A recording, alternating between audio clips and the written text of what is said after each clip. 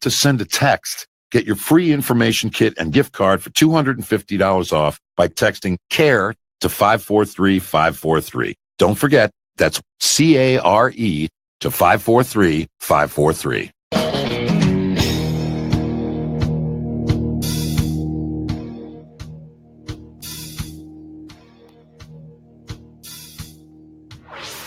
Revolutionizing the way people treat people in business. The Experience Pros, America's home for positive business talk. Welcome back to the Experience Pros Radio Show. Positive business talk on tap right here every day this time. All right, so we had Mike Whitaker on earlier in the program. He wrote the book, The Decision Makeover. Not the decision maker. I guess I kept calling it the decision maker because I wanted to make some good decisions. But it's the decision makeover, an intentional approach to living the life you want. The decision makeover. Make over your decisions. It's a great process. And the website is the same, decisionmakeover.com. Yeah, so our apologies to Mike. But he says the secret to happy and successful people is their ability to make good decisions. So if you struggle with that, the book is called The Decision Makeover by Mike Whitaker. So sorry, Mike. I just got so excited and I wanted to shorten that up a little bit, but decisionmakeover.com. Okay, Eric. Yeah. Do you ever feel like you're in a conversation with somebody and you have you got nothing? I don't know where to say. I don't know where to go from here. Oh, yeah. Right? Usually with myself. You're in a conversation with yourself? Yeah, and I got nothing to say. I'm like, I'm pretty good. So you stop, right?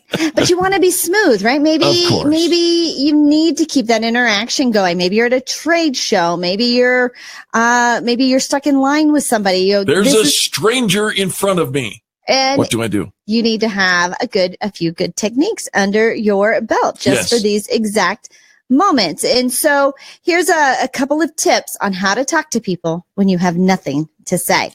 Number one, don't make being interesting your goal. We all want to be seen as interesting and funny and clever. Why are you looking at me like that? And sometimes it falls flat. Well, I start almost every sentence with, I don't always. But when I do. I'm going to do it with you.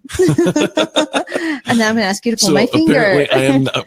Come on now. That's not always inappropriate. How many times, when is it ever not inappropriate? And how many times a week do you think you say to me, here, Angel, pull my finger? Only once or twice. Too many. Too many. And it happens regularly. So he says, here in lifehack.org, don't you shake your head no at me. I got Chad looking up. Our producer's looking through the glass going, seriously, dude? The interaction doesn't have to be insightful for it to be meaningful. So don't get caught up in the belief that what you have to say isn't good enough or that it's got to be really profound. Yeah. People generally don't remember exactly what was said in any given conversation, just that an interaction took place. All right. So the second thing is something that I think I've learned since having worked with you for so many years. And you are such a great teacher in this regard. And that is, I know when you're throwing it back at me. When you don't have something, he's like, I'll just ask her a question. No. I'll just ask her a question. That's the point. What to say when you have nothing to say? Let the people talk about themselves by asking good questions. And in like a networking situation, or when you're in sitting next to somebody who you don't know, but there's an expected level of conversation to happen, start asking good questions about, their personal interests and the causes that they feel connected to and what brings them here and how are you connected to the host, those kinds of things. I think the key to asking good questions is really being interested in the answers. Absolutely. But you can always tell when somebody's just asking a question for the sake of asking a question. They ask the question, they look over your shoulder, see if there's somebody coming through the front door. So when you think, okay, what's a good question? It's something you really want to know the answer to. And, if you can ask open-ended questions that get them talking rather than giving you a yes or no, did you just get here? Right. Yeah. Right. Asking more, which direction did you come? Did you find traffic or I don't know, something more interesting than did you just get here? But allowing the other person to elaborate more. If you can keep them talking, right? When you don't have anything to say, just, this is a way to keep the other person engaged. The next point is I'm going to say right now is I would not put this on the list. What? You're going to be surprised because it's about something that I love. Yes. But it's no more than a glorified "how's the weather" conversation. So it's having a conversation about food. Right, because it's a universal topic. I'm a huge foodie, and I appreciate that. You can say, hey, the prosciutto is good today, or whatever. But if you go along that line, then it's no different than saying, "Great weather we're having today, isn't it?" And there's nothing wrong with that. How's the broccoli? There's nothing wrong with it, but it sure doesn't. It doesn't help. Well, if you've got nothing to say, the weather. I mean, why do you think the weather conversation exists? Because you got nothing to say. Because you got nothing to say, and so you find something that we can both recognize. Okay. It's raining, it's snowing. Right. Fall has set in, and food is another one of those.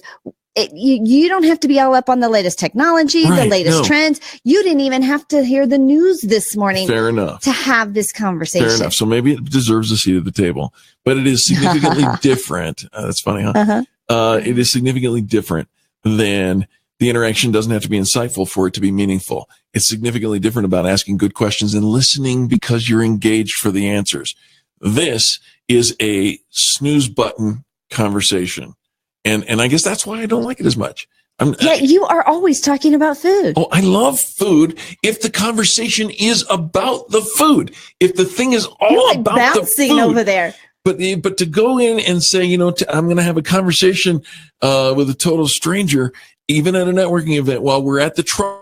Oh, but Eric, how often do people post things in memes about tacos on your page, on your Facebook page? There's no mistake. I love food. Right? It is a great conversation starter. Yeah. Okay. It is a great thing to talk about. All right. But he's over there bouncing. If the conversation is about food. Perhaps you noticed that I'm actually exercising the next thing, how to talk to people when you have nothing to say. I'm rephrasing what we already said. And I went back to the other two that talk about, if you don't make being interesting your goal, the interaction doesn't have to be insightful to make it meaningful. I went back and talked about the fact that if we're going to ask good questions, we should listen. I can't help it. I'm bouncing in my chair. He's bouncing, and it's making me laugh. I'm being emphatic. He's like, Angel, what you talking about? Got to get this, and I'm going to bounce my way into your understanding.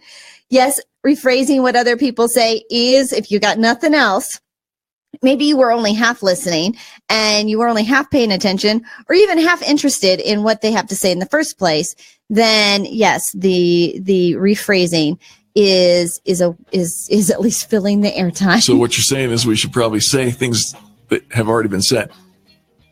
Go ahead, bounce. No. Folks, thank you for tuning into this, the home of positive business talk. Angel Tussey and Eric Kramer, we are helping you get your business right. We're doing it with a smile and maybe a little bit of extra energy today, which isn't such a bad thing. We'll see you tomorrow. Thanks for tuning in.